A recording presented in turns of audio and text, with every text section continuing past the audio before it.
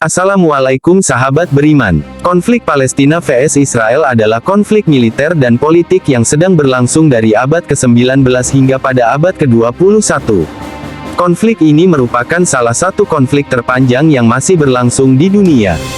Berbagai upaya telah dilakukan untuk menyelesaikan konflik sebagai bagian dari proses perdamaian Palestina vs Israel, di mana upaya perdamaian ini juga merupakan upaya lain menyelesaikan konflik Arab-Israel yang lebih luas. Masalah utama dari konflik ini mencakup status kepemilikan Yerusalem, pemukiman Israel, perbatasan, keamanan dan hak atas air serta kebebasan bergerak Palestina dan hak kembali Palestina. Dilansir dari dekretle serangan yang dilakukan oleh Israel ke Gaza itu berdampak besar pada keuangan mereka sekaligus pasar kerja dan industri Israel. Biro Pusat Statistik Israel bahkan membuat perbandingan kalau 1 dari 3 bisnis di Israel sudah tutup atau hanya beroperasi di kapasitas 20% saja. Ini terjadi sejak operasi Badai Al-Aqsa tepat pada tanggal 7 Oktober tahun 2023 lalu. Bukan hanya itu, Kementerian Tenaga Kerja Israel bahkan melaporkan bahwa 764.000 warganya jadi menganggur karena harus melakukan evakuasi.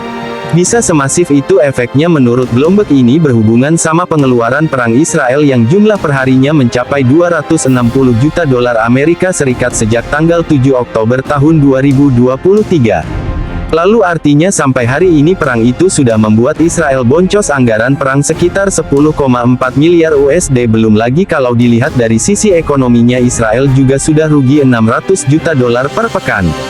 Artinya sampai pekan ke-6 kerugian sudah mencapai 3,6 miliar dolar Amerika Serikat. Dengan kata lain, gara-gara perang ini Israel sudah mengalami defisit anggaran sebesar 397% atau senilai 6 miliar USD. Sampai hari ini Israel disebut hanya bisa mengandalkan bantuan militer dan ekonomi dari AS dan Eropa untuk bisa survive di perang ini. Gerakan boikot produk Israel di dunia membuat sejumlah perusahaan dilanda krisis pendapatan. Aksi boikot yang dilakukan oleh generasi muda melalui jejaring media sosial.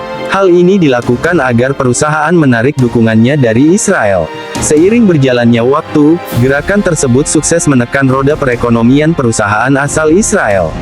Bahkan PM Israel Benyamin Netanyahu dikabarkan mulai kesulitan mendapatkan pemasukan untuk membiayai angkatan militernya. Meskipun belum ada laporan resmi kerugian Israel.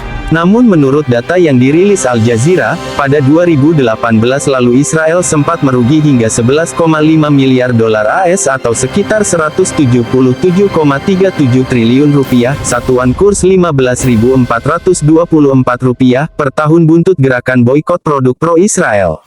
BDS dilihat sebagai ancaman nyata bagi legitimasi dan pendirian Israel di tingkat global. Jika ini dibiarkan, maka akan menghancurkan Israel, kata analis politik Dov Waxman. Sementara itu, Menteri Keuangan Israel membantah bahwa gerakan boikot dapat merugikan mereka. Pernyataan tersebut didukung oleh data organisasi nirlaba asal Washington, Amerika Serikat AS Brookings Institution yang menyebut gerakan BDS tidak akan berdampak drastis terhadap perekonomian Israel. Walaupun demikian, pernyataan dari Menteri Keuangan Israel yang menyebut gerakan boikot produk Israel tidak akan sangat berdampak pada perekonomiannya, tetapi paling tidak kita sudah menunjukkan bentuk dukungan kita kepada Palestina. Seperti kejadian burung pipit yang membantu memadamkan api yang membakar Nabi Ibrahim alaihi salam. Ketika cicak melihat hal tersebut, cicak pun tertawa dan mengejeknya, sembari berkata, "Bodoh kau burung, mana mungkin air yang dari paruh kecilmu itu dapat memadamkan api yang sangat besar ini?" Tetapi ia tetap saja terus meneteskan air dari paruhnya. Lalu dia berkata, "Aku tidak sanggup melihat Nabi Ibrahim dibakar hidup-hidup. Biarlah air ini terus menetes.